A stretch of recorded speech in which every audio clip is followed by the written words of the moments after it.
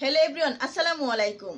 So friends आज के लिसने एवं चारटी प्रश्নের उत्तर जानबो যে উত্তরগুলো আমাদেরকে ইংরেজিতে পটু হতে সাহায্য করে। সো फ्रेंड्स তো চলুন সেই চারটি প্রশ্ন এবং উত্তরগুলো দেখে নেই। সো প্রশ্নগুলো হচ্ছে অ্যালফাবেট কি বা কাকে বলে, অ্যালফাবেট কয় প্রকার ও কি কি, ভাওয়েল কাকে বলে ও কি কি, কনসোনেন্ট কাকে বলে ও কি কি।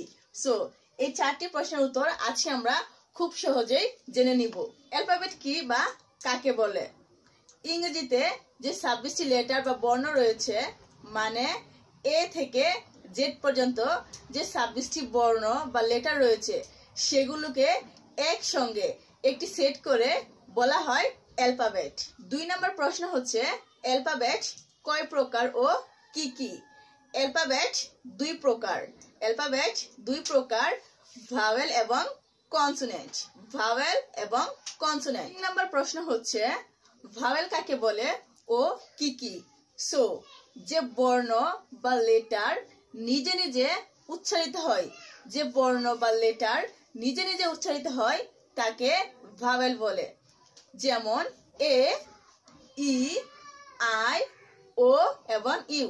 সো এই 5টি লেটার বা বর্ণ হচ্ছে ভাওয়েল এবং এগুলোকে বাংলায় বলে স্বরবর্ণ। 4 নম্বর প্রশ্ন হচ্ছে কনসোনেন্ট কাকে বলে ও কি কি। সো যে বর্ণ বা লেটার একা একা উচ্চারিত হতে পারে না বা নিজে নিজে উচ্চারিত হতে পারে না, অন্য একটা লেটারের দ্বারাই উচ্চারিত হয় তাকে কনসোনেন্ট বলে। কনসোনেন্ট লেটার মোট 21টি। সো আমাদের ইংরেজি লেটার মোট 26টি। এদের থেকে এ, ই, আই ও ইউ এই 5 লেটার বাদ দিয়ে মোট 21টি লেটার থাকে। এই 21টি লেটার হচ্ছে কনসোনেন্ট এবং বাকি 5টি লেটার হচ্ছে ভাওয়েল। সো এই 21টি লেটারকে বা কনসোনেন্টকে বাংলায় বলা হয় ব্যঞ্জন বর্ণ।